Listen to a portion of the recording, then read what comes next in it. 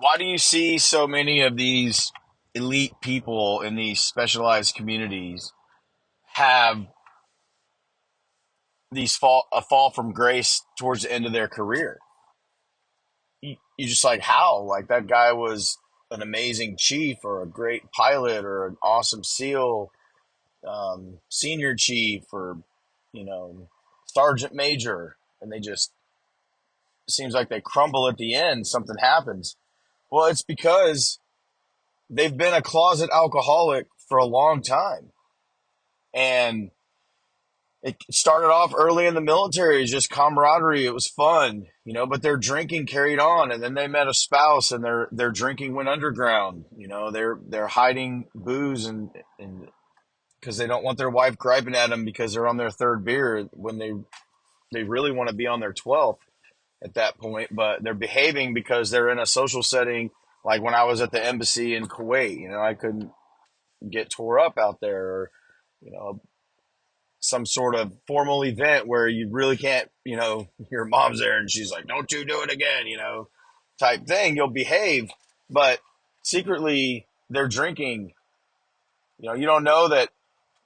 Think of a pilot, like they probably have their drinking down to a science. These are smart dudes. They fly planes, right?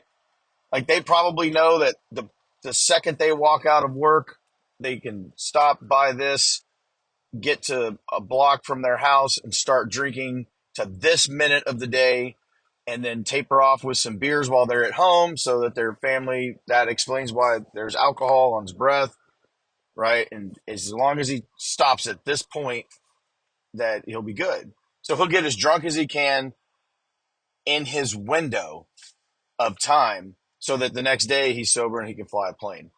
I guarantee you, if you talk to some pilots, they would tell you similar stories because I know that that's what we do on my side. It's like, okay, I've got to be at work. Da, da, da, da. You start counting the hours, figure out I got to stop drinking at 8 tonight, right? But over time, you're consuming more and more alcohol, and that's why it takes so long for it to manifest and for other people to notice. Because when you're young, your calculations are correct, but over time, you're using that same calculation, but your drinks are now 3 or 4 shots worth of vodka and not one shot like it was when you were 22, right? And so you're doing the same thing, but with more booze, and that's when you start showing up to work. People can smell it on you, you know, and it starts to carry over with you. But you can't stop. You can't go back to the amount that you were drinking before because that'll just piss you off. That'll just maybe get you to a buzz, and then you have to stop, and then you'll just be angry because you can't drink anymore, right? So, and then that's when the problems start to manifest. And like you see the guy at work, he's the most respected war hero, awesome dude, trust him with your wife, trust him with your life type guy. But you don't know that he goes home and secretly gets hammered and, argues with his wife and yells at his kids, because nobody sees that part of him. He doesn't come to work and talk about that stuff with his buddies. Yeah, what'd you do last night? Well, I went out gate 3, stopped at 7-Eleven, got some cash back, picked up, bought a couple pints of vodka because they're smaller and I can disguise them easier. Grabbed a couple mini bottles, and then on the last block home, I chugged the mini bottles and threw them in my neighbor's trash can. Then when I got home, I went straight inside to drink a beer to have a reason for having alcohol in my breath. And then I stashed the 2 half pints I bought, one inside the pantry and the other one inside the dress blue pocket of my top. And throughout the night, every time I had to go to the bathroom, I would stop by one of those 2 spots and take a swig off my vodka bottle. And then I walked my dog with the last 3 mini bottles I had and, just drank the bottles and threw them in the neighbor's trash can. Then me and my wife got into a big fight because she noticed I was drunker than I should be for the 2 beers that she saw me drink and started asking questions. And then, of course, I tried to defend myself. And I went and slept on my couch in the office. And then I woke up super hungover and got here at the very last minute. What would you say if that guy said that to you, right? We're not going to say that to our friends. What are we going to say? Hey, man, how was your night last night? It was fun. It was fun. Everything's fun. How's your wife? She's fine. How's home life? Everybody's fine. How's the kids? They're fine. Everything's fine. Everything is not fine. Everything has not been fine for a long time, right? But we feel like we can't talk about it at work because, like, okay, we show signs of depression, but we don't want to go on antidepressants because now we have to get a waiver. That could affect our TS clearance. That could affect our 5-year physical, our flight physical, our dive physical, whatever. So we don't want to go that route, right?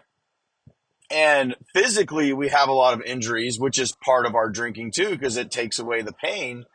But we don't want to report too much physical injury because we don't want it to affect our ability to do a workup and deploy. We don't want to get pulled off the team, right? We signed up for this. We went through a selection course.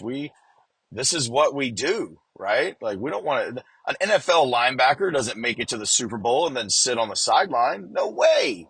We want to be out there doing the workups, doing the deployments, taking the fight to the bad guy, whatever we can do. We're American born winning machines. We're alpha male, meat eating, weightlifting, gun shooting, blow stuff up, you know, steak cooking, barbecue loving, flag waving Americans. Like, that's what we want, right? So to complain about our physical injuries and put our jobs in jeopardy is just, we don't do it until the end when we're getting out and we've got to do our VA claim, and all of a sudden we put everything down at once. So yeah, man, but it's okay. Like, you can go to treatment in these programs. Like, you're not going to lose your clearance. It's okay. Like, you won't. Um,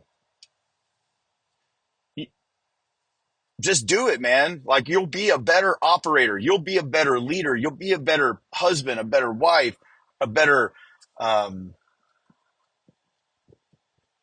a better human being. You're just going to be a better human.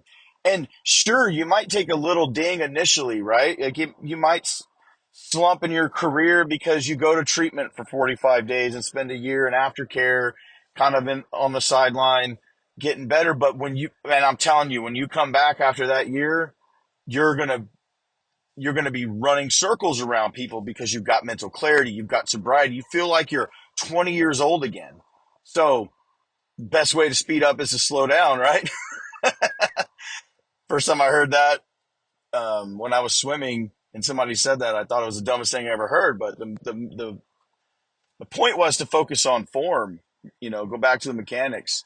So think about the happiest time in your life. When you were a kid, you didn't drink when you were a kid. You just woke up happy that you wanted to be awake as early as possible, fishing with your dad at 3 a.m. You just loved life so much you didn't want to go to bed. Like, you wanted as much life as possible.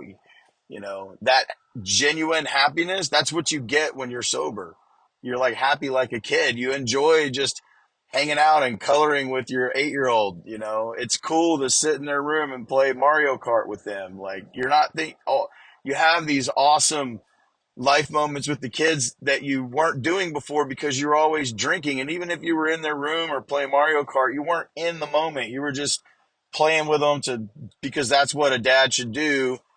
And all you're thinking about is, how can I get out of here as fast as possible so I can get drunker, man? It's awful that we live like that. Like, don't do that to yourself anymore. You slow down, get some help, and then you'll speed back up. I promise you, man.